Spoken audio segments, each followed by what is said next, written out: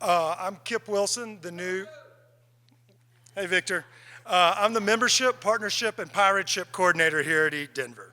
I'm honored to be up here and to introduce a dear friend and an amazing ambassador to our food and beverage community. Our next speaker is Nokkie Lipsey, a hospitality leader and advocate with over 22 years of experience in restaurant operations and communications.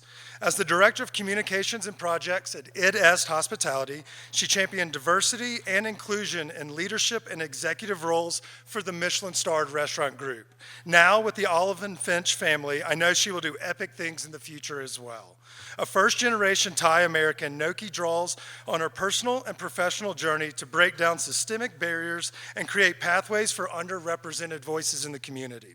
Not only does she do wonderful things in the community as a member of our DEI task force at Eat Denver, but she also actively campaigns for similar causes and the same ethos when she's out of the office as well. Let's give a round of applause for Nokkie Lipsey.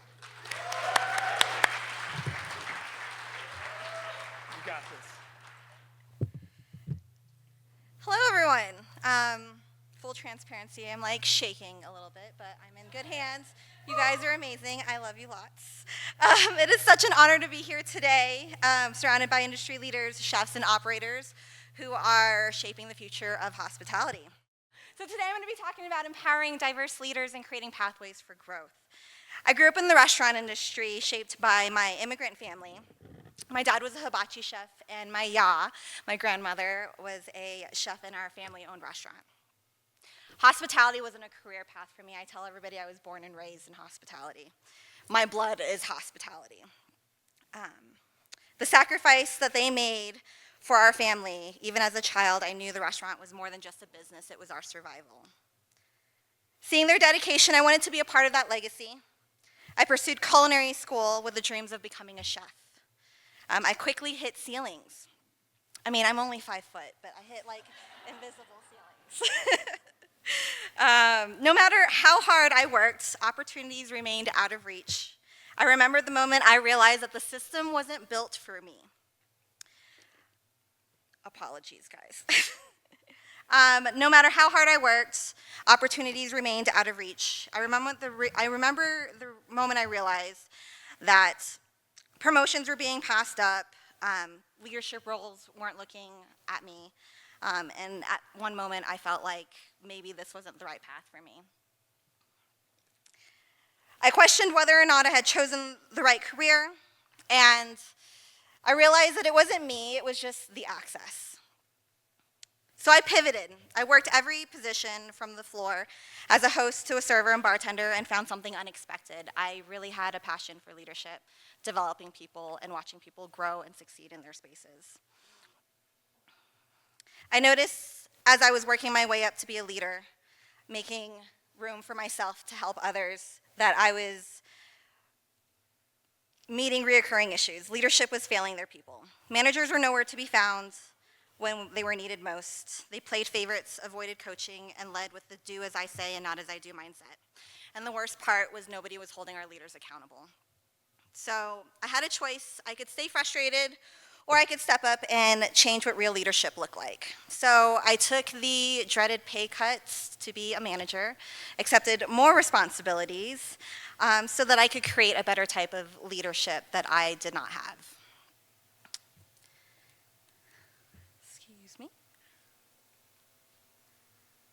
So I remember walking into meetings, being fully prepared to contribute to the strategies and the projects that we were working on, only to be seen as the person to take on more work. I had a seat at the table, but I didn't have a voice at the table. I remembered, I'm so sorry guys, I am so nervous. And I am losing my spot.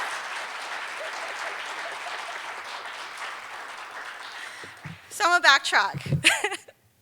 Working on the floor, working my way up to management, having seats at the table. I'm in the spaces. I'm doing my part. I'm trying to be a team player. And, you know, I was getting met with a lot of no's. I was getting met with a lot of, you know, we want you here, but we don't want you to really do much. We just kind of want you to put in the work and, you know, just make everything look good. And it was a struggle for me. I really felt disheartened. I felt like I was constantly code switching and adapting. And, I knew that one day I really wanted to execute a leadership at a Michelin level.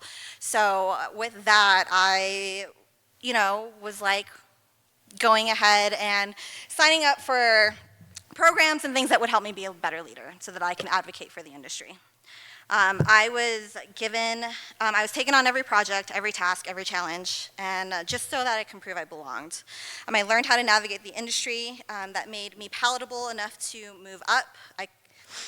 But my goal wasn't to just succeed, I wanted to make impact at every level. So the closer that I got up to the top, I realized that I was the only person who looked like me at the top. The workforce that I was in when it came to the kitchens and the floor didn't look the same as you continued to climb the ladder. And for me, that was a problem because I didn't have people that I could relate to. I didn't have people that had my back, and I just felt so alone at the top. From there, I was given an opportunity to tap into my advocacy work for diversifying leadership and to use my platform to speak up to make impact. Because it's not about my journey, it's about ensuring that no one has the fight to be seen, to be heard.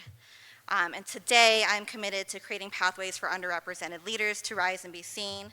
I am a mentor at the James Beard Foundation Legacy Network, where I actively work with emerging hospitality leaders to provide them guidance, resource, and advocacy to what they need to break barriers and step into leadership roles.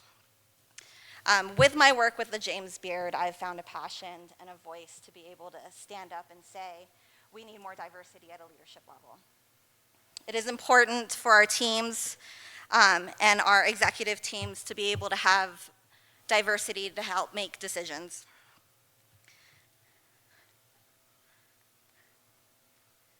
We're still on the problem, guys. So the problems. We talk a lot about diversity and hospitality, but let's be honest, the leadership doesn't reflect the workforce.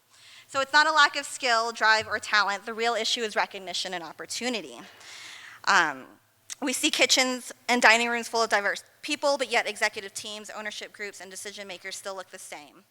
So it's not a lack of skill, talent, or drive. The real issue, again, is the opportunity. The difference between someone who succeeds and someone who's staying stuck isn't hard work. It's someone who believes in them, someone who's willing to advocate for them, and someone who's willing to sponsor them. The pipeline isn't broken because people aren't capable. Many leaders are hesitant to invest in potential.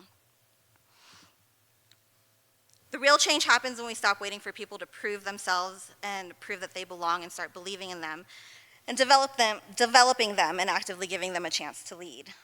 So this is why I do what I do. Not just to move up, but to make sure that I'm bringing others with me. I want to do a quick exercise with you guys, if you're comfortable. I would like everybody to raise their hands if at one point in time in your career you felt unseen, unheard, overlooked, not appreciated, the workhorse. Me and all of you. Keep your hands up. If someone actually saw you for you, gave you an opportunity to be a leader, gave you responsibilities, and empowered you to own those roles. As you guys look around, this is what opportunity looks like. This is what opportunity can create for others. And so I was blessed to have ITS Hospitality give me an opportunity to lead and to be a voice and to advocate for others. And now joining Olive and Finch with an all-woman team and woman leadership, I can continue that work to advocate for people of diversity. I'm leaving you guys with 3 action items today so that we can change how we look at leadership. How do we ensure the next generation of leaders don't have to fight the same battles that we did? Number 1, normalize sponsorship, not just mentorship.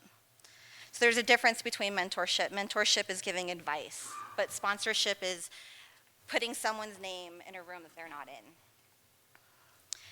It's seeing someone with potential and advocating for them. It's realizing that you have a seat at the table, so you want to bring them there. Number 2 is build culture of retention, not just for hiring. Diversity is not a checkbox, guys. It's about creating an environment where people actually want to stay. If your team doesn't feel valued, supported, or heard, they're gonna leave. So ask yourself, are you fostering an environment where everyone can succeed, or are you filling positions? And the last one is change the status quo and hold leadership accountable. Change doesn't happen passively. If leadership isn't prioritizing diversity, ask why. If promotions are going to the same type of people, say something about it. Be the voice that demands better. So who are you mentoring? Who are you sponsoring? And who are you giving a real chance to grow? The future of this industry isn't shaped by words. It's shaped by actions. It's built by who we choose to uplift. We choose who we choose to believe in and who we make room for. It's not enough to say that we value diversity. Saying the right things doesn't create change, but doing the right thing does. So I want to leave you with this challenge. Again, who are you mentoring? Who are you empowering? Who are you sponsoring? And who are you giving opportunities to? Because change isn't about one leader, one voice, or one moment. It's about all of us. Working together, building an industry where everyone, no matter their background, has a real seat at the table. Not just to be seen, but to be heard. Not just to be included, but to belong. And it starts with us. Thank you guys so much for taking the time to listen to me.